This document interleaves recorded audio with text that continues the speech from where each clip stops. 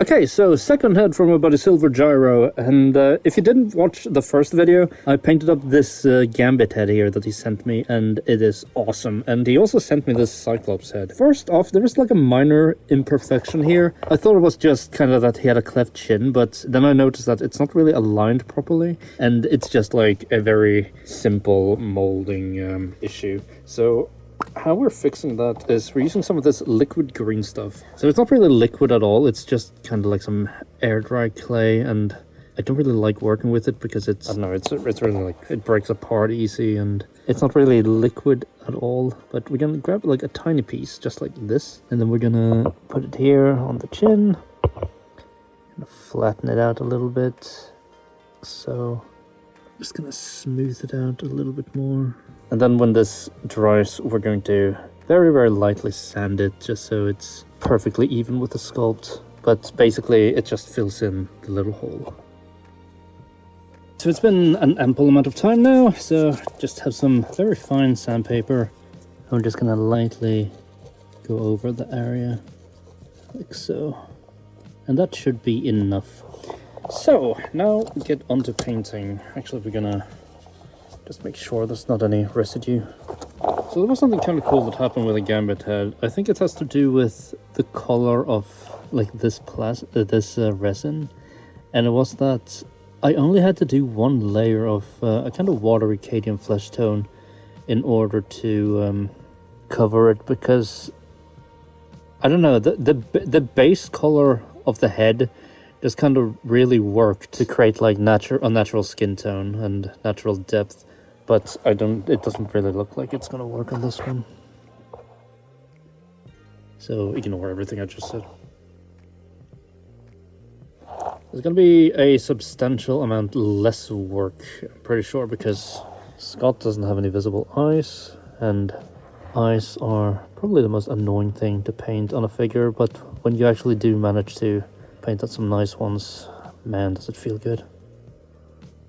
Yeah, I'm gonna have to use 2 layers for this, but the paint is kind of watery, and that's good because that just means it's gonna lay down kind of flat.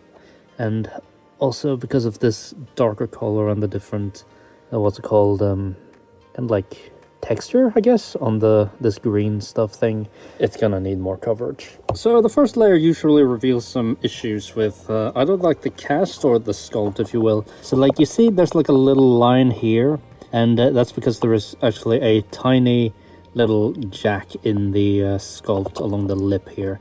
But I think with more layers and more coverage, the color is going to get more intense, and it's going to just match up with that kind of like wash, I guess. So I don't think it's anything we have to like add clay to or anything. So I'll just add another layer. Maybe 3 layers in total is gonna give us all the coverage we need. Okay, so base layer done. And now we have mixed a little concoction of white and Cadian flesh tone. And we're just gonna dry brush this on to create some little bit more of a depth here. It's not gonna be super noticeable, but it's gonna be enough to create 2 tones on the skin and just in general brighten everything up. And because of his fringe, this is really difficult, but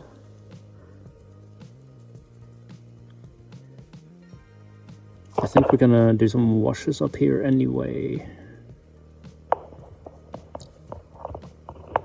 This is all gonna come across a lot better when the blue is contrasting along with the visor. But I think this is actually... yeah, this is good, this is good, this is good. So for blue, we're gonna try this ultramarine blue because it looks to be kinda close to the body, so yeah.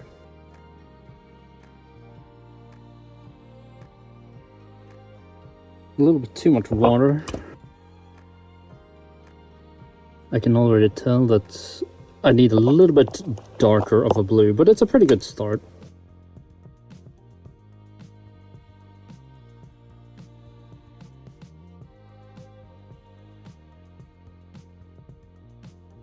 Okay, so visor time. if it was any other Cyclops, I think I would have gone for kind of more of a gold type visor, but because this is the animated version, I'm gonna go with yellow. But first, we're gonna do this, like, what do you even call this bit? Like the red laser bit? The red has really nice coverage. Just add a little bit of water to it.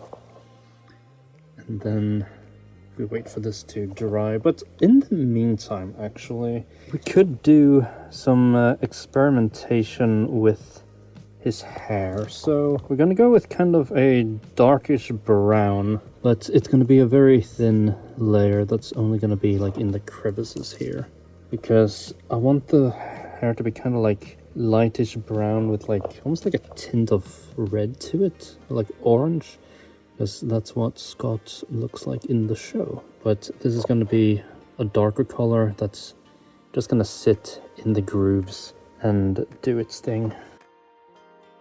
We're not aiming for heavy coverage or anything, we're just aiming for all the little recesses to have a little bit of paint in them.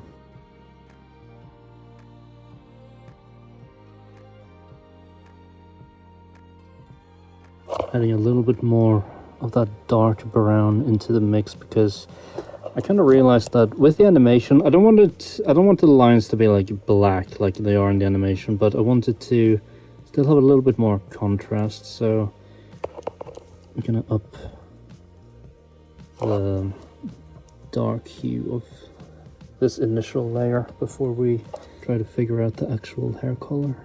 And also, when the paint is kind of wet like this, if you're not too careful, it's gonna like fly everywhere, and you might get some spots on the head, which I'm trying to avoid. I'm also a little bit wary about the visor because I want to paint that yellow, but yellow has notoriously bad coverage, so if I have a darker color like dark brown on it, that might create some difficulties. We mixed some red and some brown, and we're gonna do a dry brush, see where we land. And this dry brush is actually a little bit too hard, so I'm gonna bring out a bigger one with bigger bristles, because bigger bristles usually mean that they're a little bit softer.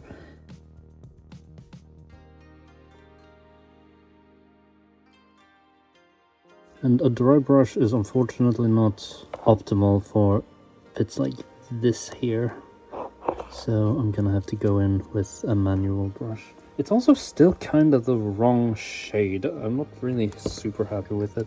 What if we add some white to it? Dreading this. This is yellow, and I'm not sure how well it's gonna take to the sculpt, especially since I got some paint on the visor. It's already pretty streaky, and the more I dilute the yellow, the less it's gonna cover, so... I hate this stupid color. We'll just do several layers, I guess, and we got some on the blue, great.